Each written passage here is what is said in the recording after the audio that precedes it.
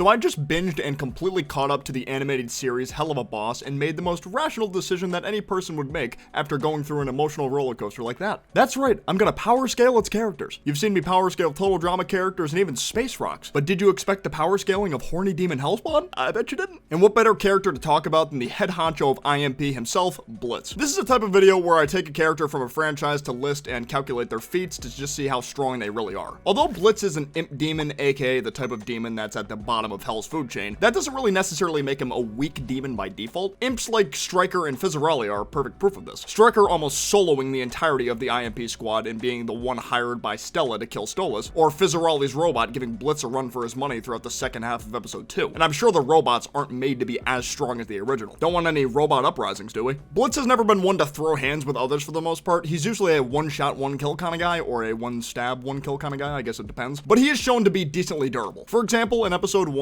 it was demonstrated by both he and Millie that he completely resists fire. You can also refer to the Robo Fizzarelli fight where he was launched hundreds of feet into the air 3 times and wasn't out of commission until the 3rd launch, which was also coupled by an explosion. If the real Fizzarelli wanted to have a brawl like that, I'm not sure if Blitz would have been able to last as long though. The average imp is still less durable than other high-ranking demons because they can be killed with non-exorcist weapons, as shown in Lululand when imp assassins were killed by gunshots, stab wounds, or being petrified by Stolas. Either because they're the lowest on the food chain or some other reason we haven't learned yet. When it comes to speed, Blitz is shown to have pretty solid running speed and reaction time. I'd like to refer to the chase scene with Martha from episode 1, where Blitz was able to evade shotgun rounds with a wounded right arm on top of being on the phone with Stolas. Although he was eventually caught, Blitz still displayed a lot of quick decision-making skills and evasive execution to avoid her for as long as he did. As for other abilities, Blitz possesses all the standard imp powers, first being ocular illumination, which allows imps to project light from their eyes when they're in dimly lit areas, making it easier to see at night by default. Some imps have been shown to possess pyrokinesis, like the Carney who hustled Moxie at Lululand, but we have yet to see if Blitz, Moxie, or Millie even have this ability. The fact that none of them have displayed an ability like this in any type of capacity yet means Blitz probably cannot do it, but maybe he's hiding something, I don't know. But I think episode 6 would have been the perfect time to show it off, if anything. I did already mention fire resistance to make a point about his durability, but I just want to mention it again since it is at least a semi-unique ability since humans don't have this. But it wouldn't surprise me if the other demon types along with imps are resilient to fire since, well, they're in hell after all. Blitz also has well above hand-to-hand combat and marksman skills. I definitely think his displays from the episode 6 fight are the best scenes to use as examples. During that entire fight, he never failed to miss a single gunshot on any of the Dorks agents, even avoiding close-range slashes so we can cling onto their backs for a point-blank kill. Actually, kind of BM of him to do that, not gonna lie. He also swung a bat on someone with the perfect amount of force to not only kill them in one strike, but still keeping the bat in one piece. I'm not exactly sure how to go about calculating the force with that instance in particular, since in real life it's possible to survive a bat being slammed hard enough onto your body to the point where the bat breaks in half, but that's only really been done with wooden bats as far as I'm aware, and I'm sure the person who's affected would have a different reaction depending on their body weight or core strength, so it feels borderline impossible to calculate the force on this one. If any of you in the comments are confident enough to take a crack at it, then by all means, I'd be curious to see what you find. Later in the fight, Blitz pulled out a bazooka that was about 3 times his size and wielded it with no struggle. Since Blitz is roughly between 5 feet on the dot and 5'5", give or take, that would make this bazooka anywhere between 15 feet to 16 feet 5 inches long. If we factor in the average weight of a bazooka being about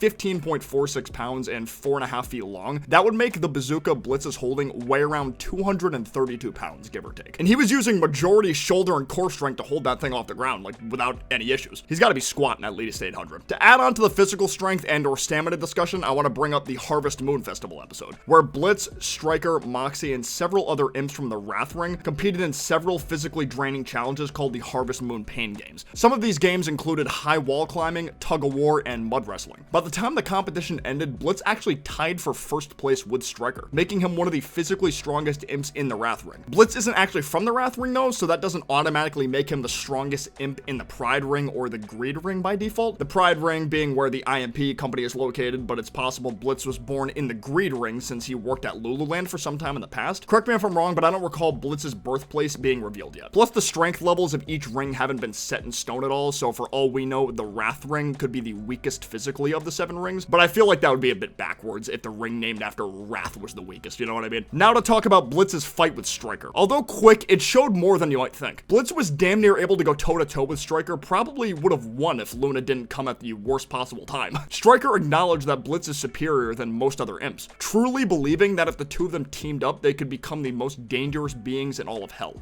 We could be the most dangerous beings in hell.